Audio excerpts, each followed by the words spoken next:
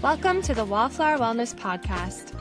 I'm your host, Erica, and I teach people how to heal their nervous system through reflex integration and trauma-informed approaches to movement.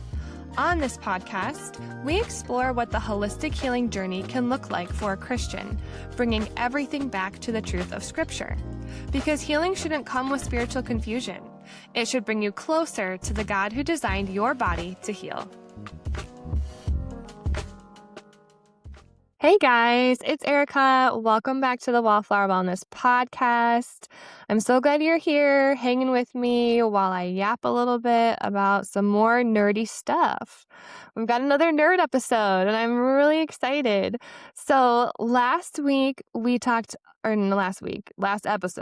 we talked more about what's the definition of a reflex. What does that actually mean?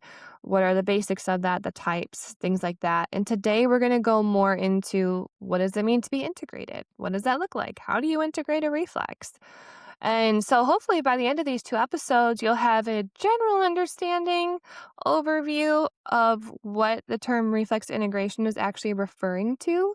What are we actually trying to accomplish when we do reflex integration? Because it's a cool enough sounding term, but at the same time, if you don't really know what it's talking about, it's like, what does that even mean? Like, why would that even be helpful to me? So I hope, if nothing else, you understand why this would be helpful for you when we get to the end of this. So just to recap, basics of a reflex that we were talking about last time is you've got your sensory input, you've got then the input that's processed at the level of the spinal cord or the brain. And then you have your motor response. That's your reflex. There's many types, many kinds, but that's the fundamental definition. And then we finished off the episode talking about positive protection and negative protection. And that's where I want to pick things up because that's very much related to what does it mean for a reflex to actually be integrated? Because when a reflex in an ideal world is fully integrated, that means that it's operating in positive protection. Because the point is not to get a reflex to disappear. That's not the point at all. It needs to be there for your survival. It's basically, I think of it as lurking beneath our voluntary movements. It's what's underneath and supports our ability to control our movements.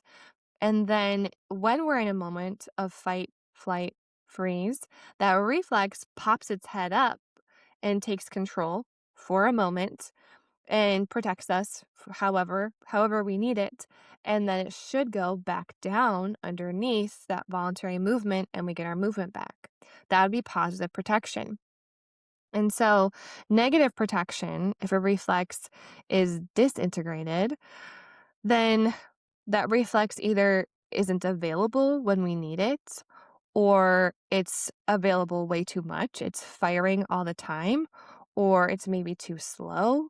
Like that would be negative protection. So, or it does come up and fire like it's supposed to, but it never turns back off. Like those are all ways that it can get a little messed up. So jumping off of that, I want to talk a little bit about what does the process of integration look like for all of our reflexes. So I'm going to give you an example with one reflex, hands grasping reflex. So this is the reflex where you give sensory stimulation to the upper portion of the palm, and then the motor response is the hand closes into a fist. And so for this particular reflex, that movement or that pattern shows up in utero a little before the second trimester-ish. And so that's when it starts to develop within the nervous system. And that is a completely automatic movement in utero, like a preemie's born, they'll have that skill.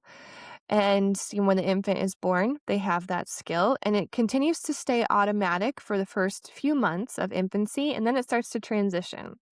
And that transition period can last, not very long at all, to a few months. Typically that reflex, the hands grasping reflex, will become fully independent and integrated by a year. So that's the basic timeline. You've got emerging in the nervous system in utero, and then becoming active either in utero, at birth, a little after birth, And then there's a transition time when it moves from being fully active to voluntary. And then after that transition time, now we should have the full voluntary movement and that reflex is gone. That's the basics of the timeline. All reflexes follow somewhat different timelines. Like I mentioned, some are going to be active in utero. Some don't become active even till after birth, but they all go through that same timeline. And there are a couple reflexes that still remain after adulthood. Um, but there's not many. Like a couple examples would be like coughing. That's a reflex. Something gets in your airway. Thank God that reflex is always active. Blinking, something we don't think about is a reflex. Swallowing, even though it seems like we control it, that actually is a reflex. And we don't want that to go away. Big problems happen if coughing, blinking, swallowing ever stop being completely reflexive in adulthood. Um, but the rest of our major reflexes, the ones that we talk about in when we're talking about integrating our reflexes, are the ones that follow that pattern where by usually within a couple of months to a couple of years, that's a broad timeline, all of the reflexes should be fully integrated. Okay. However, there are different levels of integration. It's very fluid. It's not just that like your reflex is either integrated yes or not integrated. And different programs will have different ways of assessing this and measuring it. And sometimes it's like super detailed and sometimes general. But just know that like all of us are pretty functionally dysfunctional. So none of us are going to have fully integrated reflexes. Some of us, certain reflexes will be more integrated than others, as we all have strengths and weaknesses. Um, but for an adult that does not have a neurological diagnosis or an injury, we're more on the functionally dysfunctional side.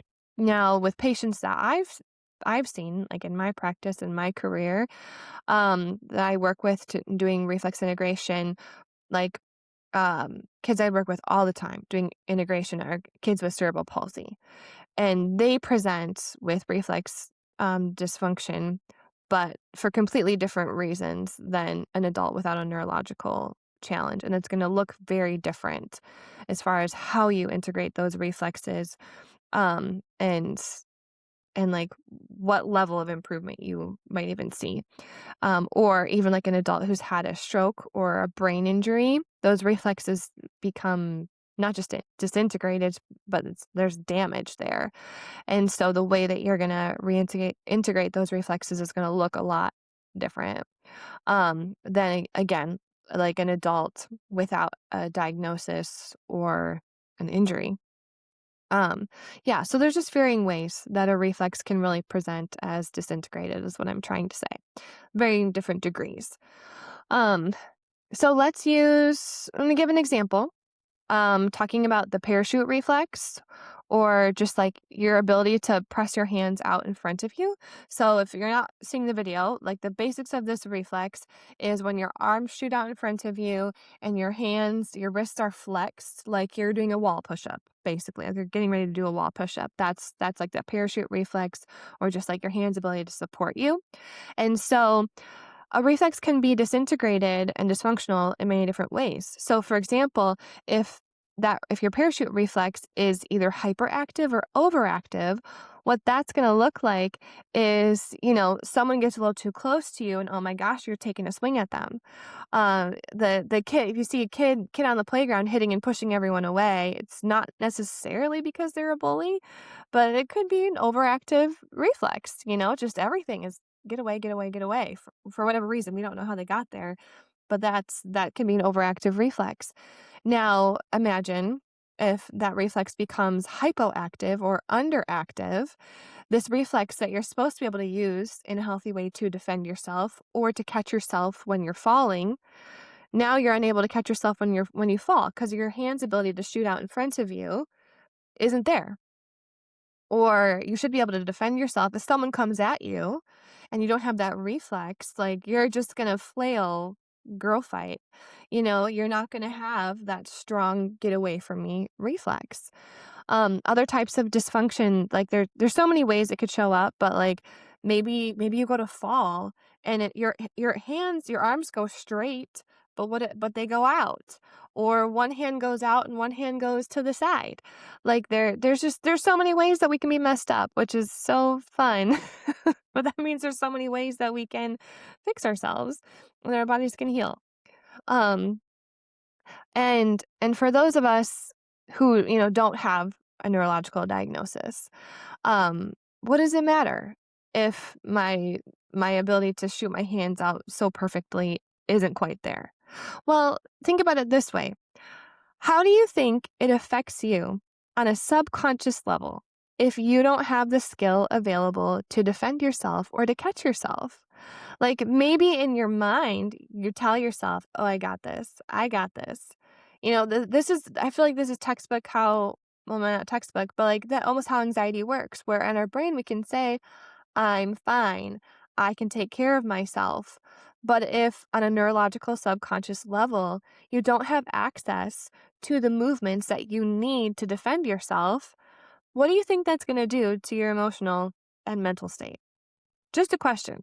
Just a question, you know? And all of our reflexes operate similarly. So you may have good voluntary movement for the most part, good control of, different ways you move your arm and your spine and this, that, and the other. But if there's a level of disintegration in the reflex where, yeah, you can move fine, but it doesn't have what it needs to fire when you are in a fight, flight, or freeze situation, that's how's that gonna impact you on an emotional or a mental level? There's just gonna be that level of unrest there because your body knows, I don't have what I need to take care of myself in a moment of survival. And so that's there's just unrest there. So, yeah, it's just something to ponder, just something to think about as, you're going through life and you wonder, "Why do I feel a little unsettled?" Maybe this is part of it. There's so many things it could be, but just some food for thought. Um, another good example, hands grasping. We'll go back to our grasping patterns. This is a really interesting reflex because there's so many variations to it. So your hands grasp first develops from like fists with your thumbs in, then fist with your thumbs on the outside, and then just like your fingers kind of pulling together, then like your thumb first and third finger grasping together, and then you have each individual fingers ability to it's like their pincer grasp, I believe is the right term.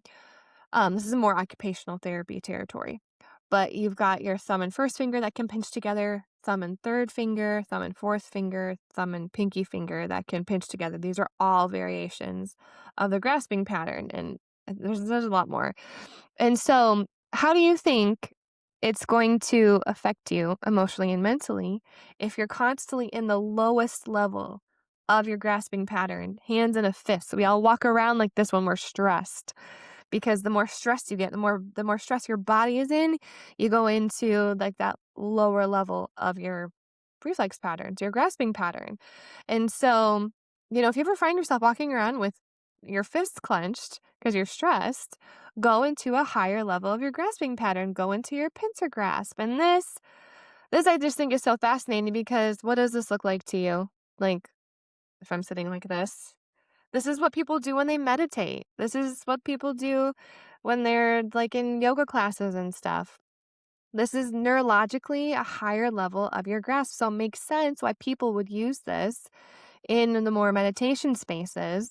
And like for me as a Christian, like that's not how I'm going to use my grasping patterns, but it's just really interesting to think about, like, this didn't all just come out of nowhere. Like there's neurological reasons why literally putting your fingers into a grasping pattern where your thumb and your first finger are just pressed together, why people would use that for meditation, because it literally is going to help calm your body versus, having your hands in a fist. And I think there's other reasons for it too, but I've always just found that really interesting, the how like neurologically our reflex patterns like show up in other places, and you're like, "Oh, that's why people do that. That's why people meditate with their with their hands in this position." So, yeah. So you don't have to be scared of that. This literally will calm you down. Okay. Ways to integrate your reflexes. So historically, kind of like, why would I even need to do this? Historically, this happened pretty naturally. Like, up until the past 100 years or so, and our society has just become more and more modernized, which pros and cons, but think about how kids grew and developed. They were climbing trees, they were running around, they were jumping over rocks, playing sports, like climbing fences, whatever. And there was also when you had bigger families or just people were just busier surviving, and there was like a certain level of parental neglect that actually helped to foster physical development for kids. And I don't say that lightly, but when you've got a big family and think about the baby of the family, no one's watching that baby. That baby's figuring out how to roll by themselves. If that baby starts cruising along a table and trying to pull themselves up, no one's hovering behind them.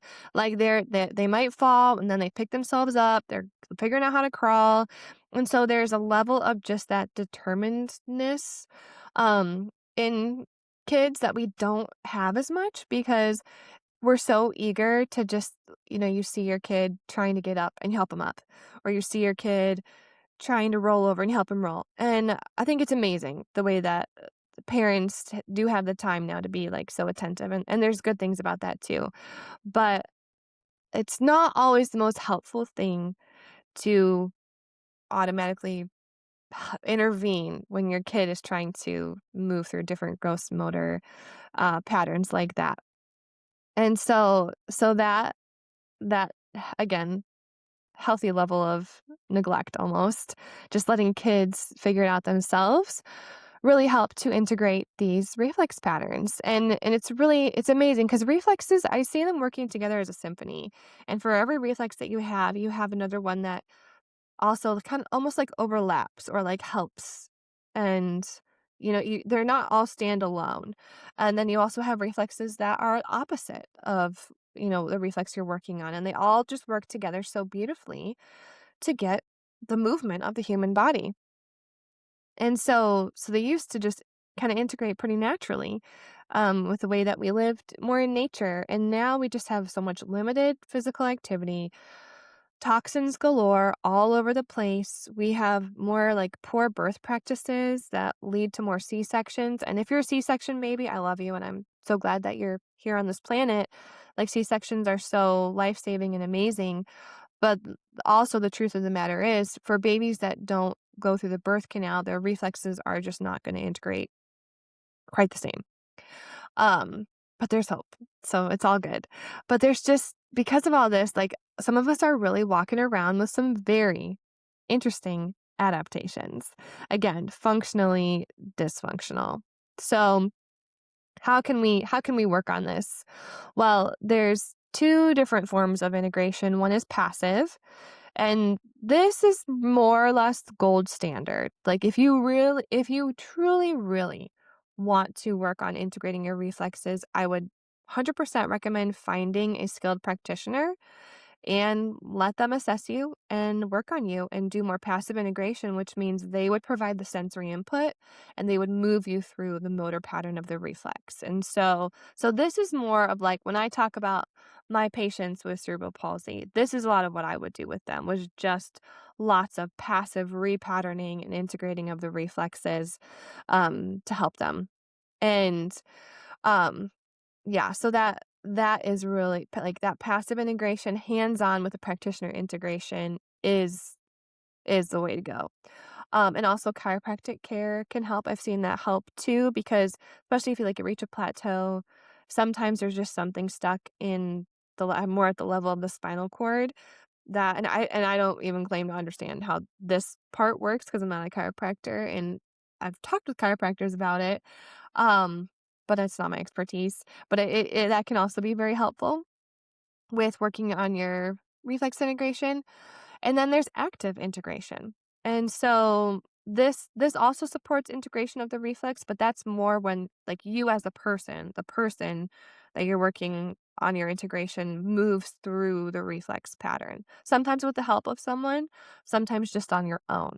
So, this active integration is more what I'm teaching here at Wallflower for Wallflower is the active integration. And so, in my online classes, what you're moving through are just lots of variations of the reflex patterns and also like the motor movement, and then also working in creative ways to like trigger that sensory stimuli. So just more it's more just like helping the body to remember that reflex pattern and integrate it in that way. Um and depending on who you are and what your history is, may be more effective than for some people than others. But at the end of the day, even just moving through the reflex patterns and connecting your breath to the movements of these patterns and just building that body awareness muscle can be so helpful in regulating your nervous system and just helping to remind your subconscious, teaching your subconscious like, no, I have what I need to help myself. And my reflexes are there for me, and so when you go through those patterns, that can be helpful to your subconscious, your mental, your emotional state. Just to have more confidence that like, okay, when next time I'm in a fight or flight or freeze situation, my body's gonna know what to do. And it's not gonna get stuck. And if it does, I'll know how to we can get out of that still. And so everyone, no matter who you are, we're all so different. Everyone needs different support. But I hope that you just like find some hope in knowing that there are ways to support the integration of your reflexes. And I hope that I will see you over, yeah, on the other part of my YouTube, trying out some of those classes. Let me know how you feel after them. If you have questions more about the reflexes, I mean, there's only so much info I can like give in the little intros there, but I love to chat about it, so reach out and we'll talk. And yeah, otherwise, good luck. Yeah, go try out a class and tell me how it goes. All right. I will see you later. Love you guys.